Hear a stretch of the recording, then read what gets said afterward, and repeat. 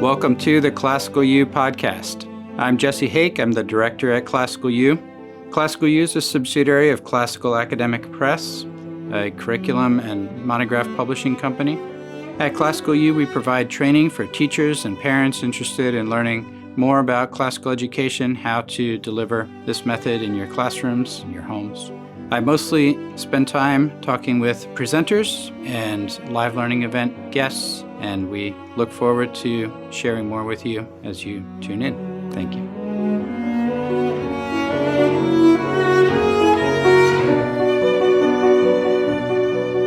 So you mentioned how this book, your current project, could be kind of an appropriate bookend with Norms, both quirky books serving an audience. The story of Norms we've been talking about a good bit in the course because it is. I've actually really enjoyed kind of having some of the details of it clarified because it's a fascinating story. You write this quirky book very young, kind of challenging the establishment in education from very deep classical roots, and then it gets a major national award. And, so all the libraries are buying it because of this award. But then the entire educational establishment sort of entirely ignores it and moves in, very progressive, the directions that we've seen. And then Andrew Kern, a young teacher out of Idaho, part of this little quirky Christian classical renewal, finds it in a library and puts it back on the map for this little crowd of classical educators, and it's just continued to grow and gain appreciation there as your own classical kind of rootedness. Your training in philosophy did give you real grounding in classical education, and it's been fun to kind of hear that. Learn a little bit more about that story, which I already knew. I'll take a quick moment, and you can correct me as you've had a delightful career, and I'll just run through a little bit of it myself because I wish I could ask questions about all of it. But again, go here, look up some of the course content. There's going to be delightful stories. But after the Rhodes Scholarship, period of study in Moscow, service in the Navy, teaching at the War College, and surprise and crazy story running for Congress that was sort of asked of you, and remarkable stories there. And then the bulk of your career, after all of that, heading multiple schools, and which you're still on boards, and a school in Portugal that's just amazing to see the pictures of. On seminary boards. So really, although you've kind of hidden away here in Montana, still serving educational ventures around the world, but a tough career of turning some schools around and taking a lot of things head on, and taking a lot of criticism. And in the course of all of that, translating with your brother Scott Marcus Aurelius' Meditations, and giving it the title The Emperor's Handbook, which is another kind of surprise runaway success. And also writing some curriculum with Andrew Kern's organization Circe, Plutarch's Lives, and adapting some of those into curricular materials for contemporary schools. So a lot of different ventures and work. I'm hoping to drag one more story out of you. I just caught wind of the fact that a very prominent contemporary political figure, Ron DeSantis, was hired by you as a teacher, and you said that he took some heat from the New York Times during his year serving in your school. Is there any story I can drag out of you a little bit there? Well, there's no story about Ron. I mean, he was fresh out of Yale, as I recall, and he taught history and coached the baseball team. He was a popular teacher, very nice guy. I think my wife and I had dinner with him a few times in the school dining room, and he was always pleasant and intelligent, very, very interested in history, very curious about things, and I liked him a lot. And I was sorry he left us after only 1 year, but obviously he had bigger fish to fry. I think he went from Darlington to law school, if I'm not mistaken. He's if you look at his life, he's an achiever, an overachiever, really, a real scrappy guy who, and appears to have a lot of courage and a lot of integrity. The only story I get, someone sent me a copy of the New York Times sort of hit piece on him a few weeks ago, and I read it, and I mean, if I were a journalist for the Times, I would have just been so ashamed of. I mean, why the editor ever let that story leave her desk or his desk? I mean, clearly it was just for a political motive, because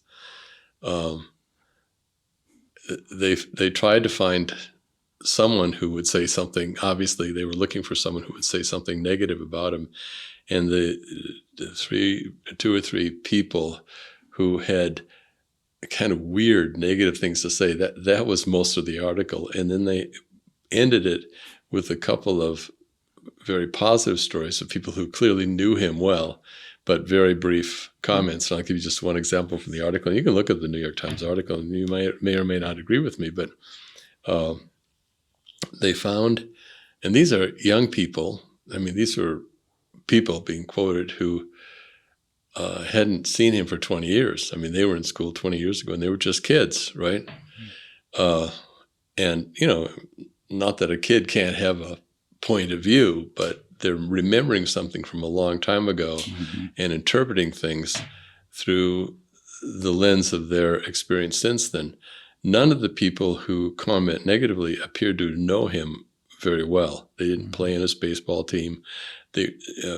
One little girl who identified herself as a black girl said, well, I never had Mr. DeSantis in class, and I never really spoke to him, but I know he looked down on me because of my race. Well,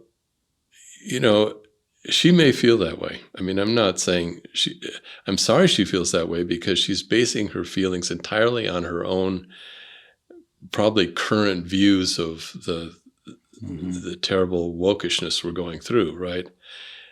I am certain that Ron DeSantis, coming out of Yale, being the young guy he was, didn't look down on her because of her race. He may not have looked at her at all because she wasn't a student of his and never had conversation with him. I mean, it's a pretty big school. And maybe she felt that he should have paid some attention to her, and she had her feelings hurt. I don't know. But the fact that the New York Times would quote someone, particularly a black girl, who never had a class from him, never spoke to him, but wanted to go on record as saying, I'm sure he looked down on me because of my race. It's a rather bizarre level of desperation. What kind of journalism is that? It's like talking to someone on the street who, doesn't know you, has never spoken to you, but I'll share an opinion. Yeah, I've got an opinion about him just the same. Of course, maybe it's sadly, it is just a picture of our times. And that's why we should go back to the Butuniev book, right? I mean, the only identifier, at least we as Christians, the only identity that we really need to own is identity as sinners. The rest of it just gets us into trouble. If I identify, and furthermore, there are certain things.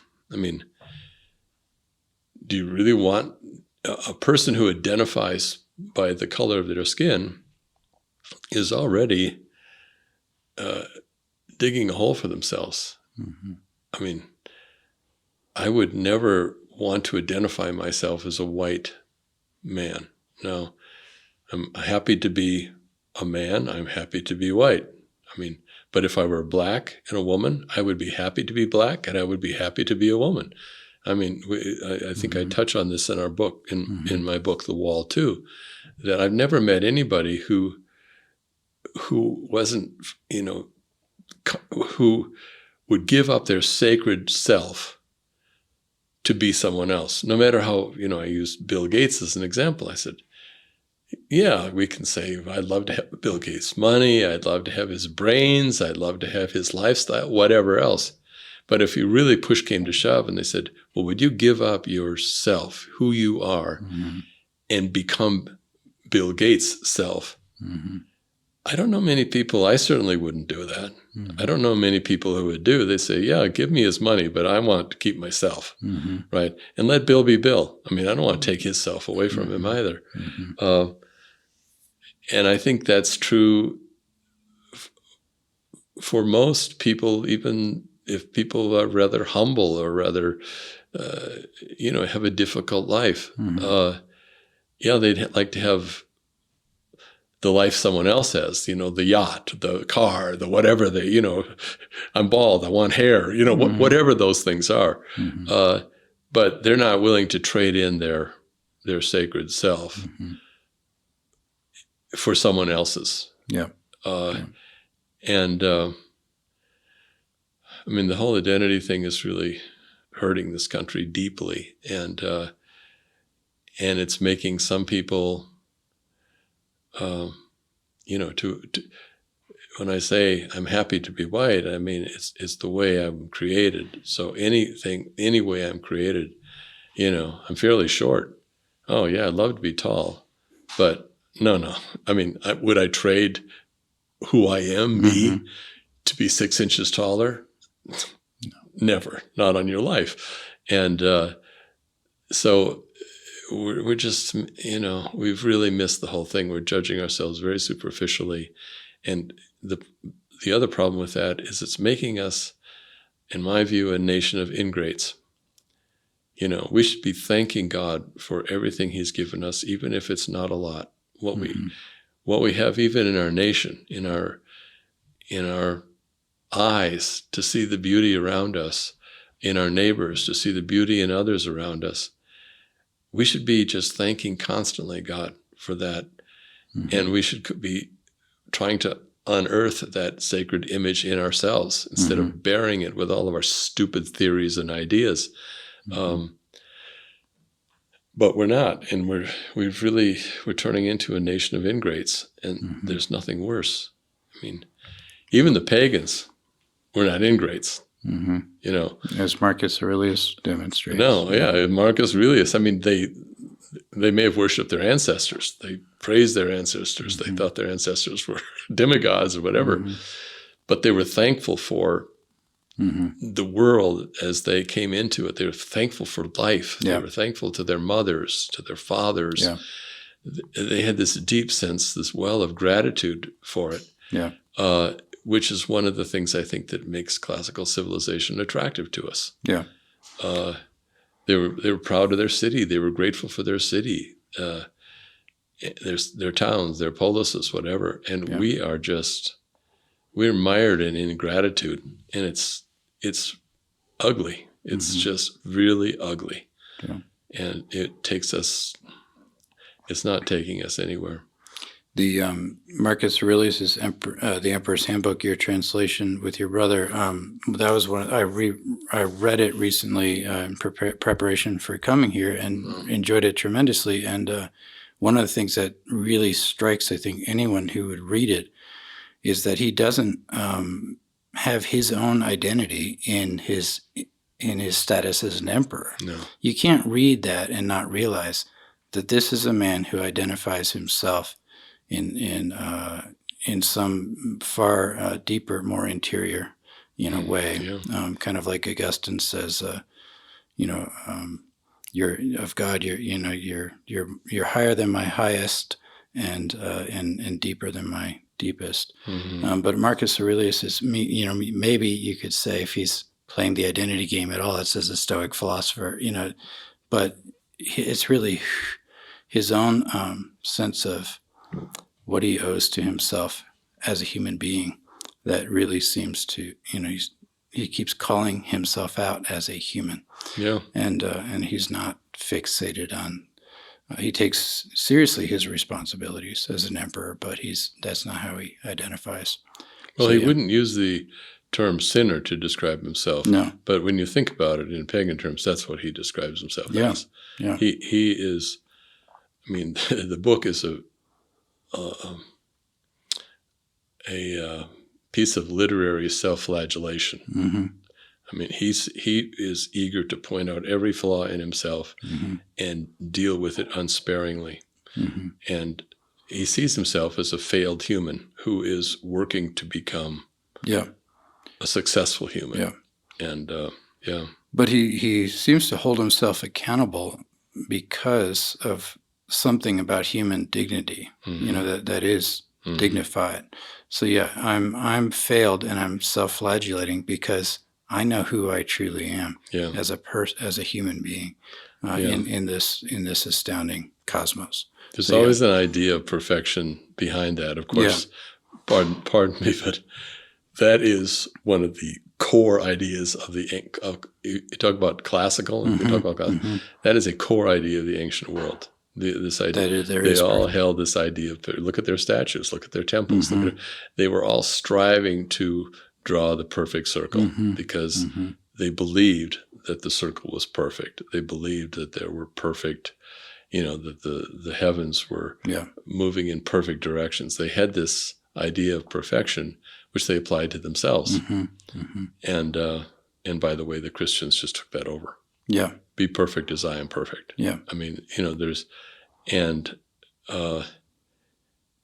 do you think we have now an idea of perfection? In Jesus Christ. Yes, it's Jesus Christ. But I mean, in our secular world, no, is there an idea of perfection? It's utterly abandoned and ridiculed. Yes, we're cynical about that. Yeah. That's right. Well, let me ask this one last question. I'm here with a company, Classical Academic Press, and one of our subsidiaries, ClassicalU, working on coursework for ClassicalU. And you kind of you wrote a book that later, a while later, was very inspirational to the classical educational renewal that some of us like to talk about among homeschools, public charter schools, some faith-based, independent schools. And what would you have to say regarding all of these wide variety of different types of schools? As a retired school leader who wrote a book as a very young man that became inspirational to us all about the classical education, the value of it for homeschools and a wide variety of other faith-based and even public schools. What are some hopes, some directions, just kind of in bird's eye view mode, that you might pass along as a challenge or encouragement? There's a part of me that's flattered by the attention and flattered by the fact that it's still in print and people think it's an important book. So let's just get that out of the way and say, that is true and I have to deal with that. More seriously, when I wrote the book, and I say this in the book in several places, particularly the second section, which was the practical section of the book, I was hoping, I wanted to offer some very specific advice about what would now be described as a sort of interdisciplinary approach, which I really strongly believe in, and which I tried to install in that aspect of it I tried to encourage in the schools I headed. Saying that, I never intended people to look at that and say, oh, that's what we need to teach. Mm-hmm. I mean, I just was giving examples of these are the kinds of questions, the kind of texts, the kind of work that I think would be healthy or would at least reflect a classical tradition. Yeah. A Roman teacher from the 2nd century could come back and look at that curriculum and say, oh, well, I don't recognize those books, but yes, that's a classical approach. And the focus of the book was on two things, really, conscience and style, which are kind of weird words, I suppose. But style pertains to beauty. And I think you want children to see beauty all around them, to understand what beauty is, to try to recreate beauty in their lives, and to graduate from your school with a great appreciation for beauty and for wanting to see beauty. I mean, we started talking about the house and the land. Yeah. I mean, to go back to the house for a second, I didn't really care. I wanted to build a beautiful house. If it didn't function well as a house, so what? I mean, it didn't function well for me. If it was beautiful, that would be the most important thing to me. After that, yes, I would like to, I'd like to have a net zero house in terms of energy usage. There are a lot of things I would hope to achieve. And that's that 2 years, by the way, of thought exercise. I mean, to be honest, most of it was an effort after creating a beautiful space to do in the space what needed to be done to make it habitable in this climate, in this place, and work for Betsy and me and our friends and our guests, family that come to visit. In the Renaissance, when they didn't really have architects, but they had builders. And when you went to a builder like Palladio, for example, who did a lot of these houses, he didn't sit down like a modern architect with you and sort of get to know the members of your family and what your lifestyle was like, and what kind of games you played, and whether you need a television in every room, or whether you blah blah blah. Right? He had one question for you: how many rooms do you want? Okay, and you said, well, I want 7 rooms. Fine, I'll design a house with 7 rooms for you. What was he thinking? He was and what was the person asking for 7 rooms thinking? They were thinking, I'm thinking, I want something really beautiful. And because motives are also mixed, they're also thinking, I want something that's really going to impress my neighbors. Because my neighbor here in Venice just put up this palazzo, 3 miles from where my rural land is. And I want my house to be bigger and better and more beautiful than his house. These are Italians. Obviously, that's going to be a big, a motive because they're human beings. But my point is that education, I hope what the book does is first it really gives back on a focus. What is beautiful? And lets children really just experience the beautiful things in nature, in art, in music, because frankly, in the culture, they are surrounded by garbage. Yeah. Garbage. On television, it's garbage. And I've often said this. You walk into the MoMA, the Museum of Modern Art, you ask curator there, well, show me, I want to see beauty. They look at you like, are you crazy? I mean, this is not beauty. This is self-expression. This is whatever it is. Political statement. It's a political statement. It's an abstraction. I mean, the reason I love modern art, and I do like some modern art, to me, it's a very honest depiction of our culture. It's just a mess. Yeah. And it's so self-indulgent. It's so arrogant. And the best of it is just playful. Okay. That's my personal view. I know people are going to jump all over me for it. And the people who pay millions of dollars for it, I mean, fine. It just makes me laugh, but it probably is worth what the money is worth. But, and then the other is conscience. Conscience is embracing the fact we live in a moral universe, that there is good and bad, that there's a right way to do things and a wrong way to do things, that there are norms. That's the book got its title from that, Norms and Nobility.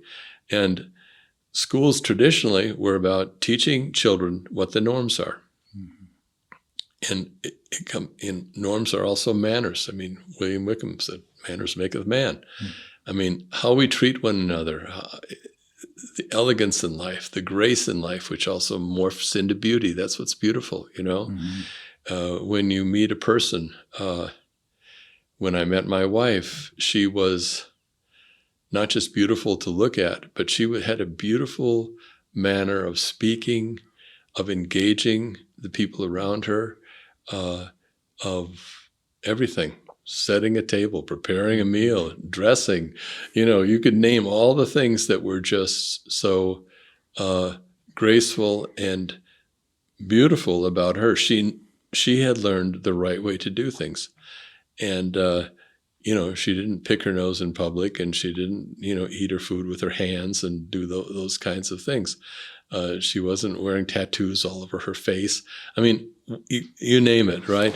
Didn't dye her hair purple. And, and I know that sounds very, people, well, that's very judgmental. Yeah, Norms, you're making judgments about things. And I don't want to force people to adopt, norms that are pleasant to others. Benjamin Franklin said in Poor Richard's Almanac something I think that's kind of fun. He said, you eat to please yourself, you dress to please others. I don't think, one of the things about a civilization is the extent to which we do things, the purpose of which isn't to please ourselves, but it's to please those around us. That there's a very kind of unselfish quality to really civilized people, and to really Christian people, I might add, because these things are very tightly, we were a Christian civilization, and children were raised to want to do things that please those around them. Mm-hmm. Now it's, I want to do what pleases me, right? Mm-hmm. And if anyone takes offense to that, well, that's their problem.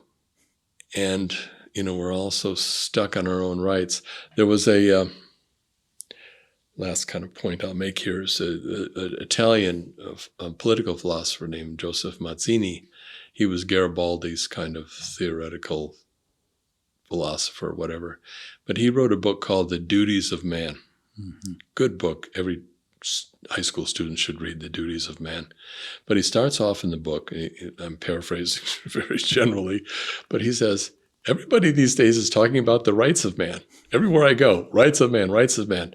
Well, I'm going to write a book about the duties of man for one simple reason, and that is that if men, speaking of men and women generally, if they don't know what their duties are and they don't do their duties, no one will have rights. Because my rights ultimately depend on the people around me doing their duties. Mm-hmm. And that's just the hard truth. Mm-hmm. And I think we've come into a society or a time when we're all talking about rights. I have these rights, I have those rights. But the reality is we're not going to, any of us have rights if we don't focus on what our duties are. And traditionally, education, classical education, you didn't spend a lot of time teaching children in Athens, here are your rights. Mm. That probably was not even a thought, right? Mm-hmm. Let me tell you what your duties are as a citizen of Athens, mm-hmm. right? You're going to have all these duties, and you've got to prepare yourself to perform these duties. And the nice thing about Athens, by the way, was one of your duties was you are going to grow up to become a legislator in this city. Mm. Everyone, the judges, the generals, everyone is chosen by lot. Randomly. Forget this voting business, right? So everybody has to be prepared to do those jobs, mm-hmm. do those roles. Mm-hmm. So you best get a great education. You're preparing yourself for that. Well, that's kind of my little chapter in Norms, the ennobling of the masses. That's what we should be doing. That's what a classical education. Some people ask, well, a classical education isn't for everybody. It's just for the elite, like the boys who went to the English public schools, right? Right.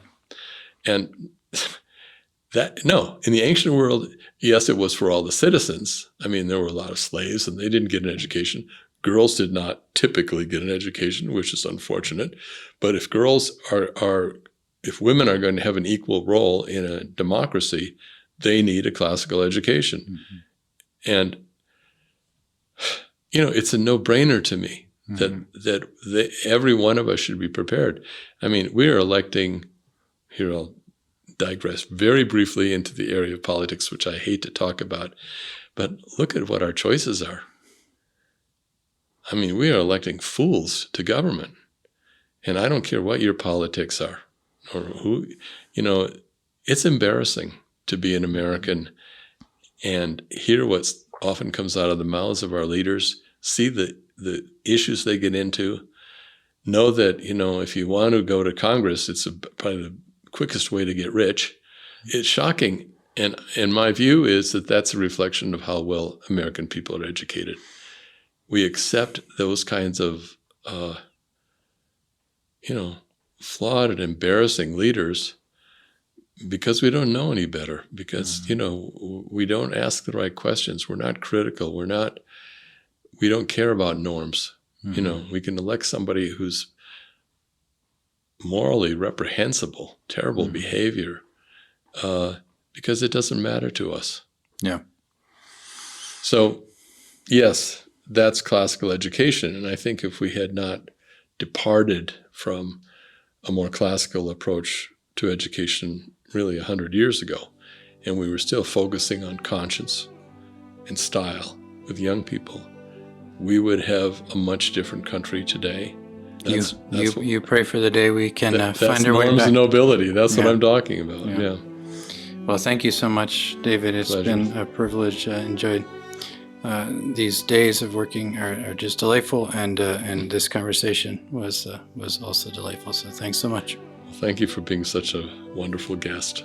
You much better behaved than the suitors on Ithaca. A tough challenge to improve upon. Thank you. Good.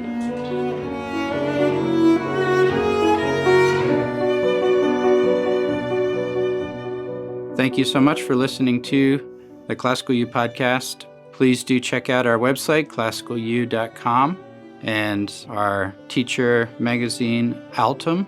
We hope you've enjoyed these conversations with presenters and live learning event hosts with ClassicalU.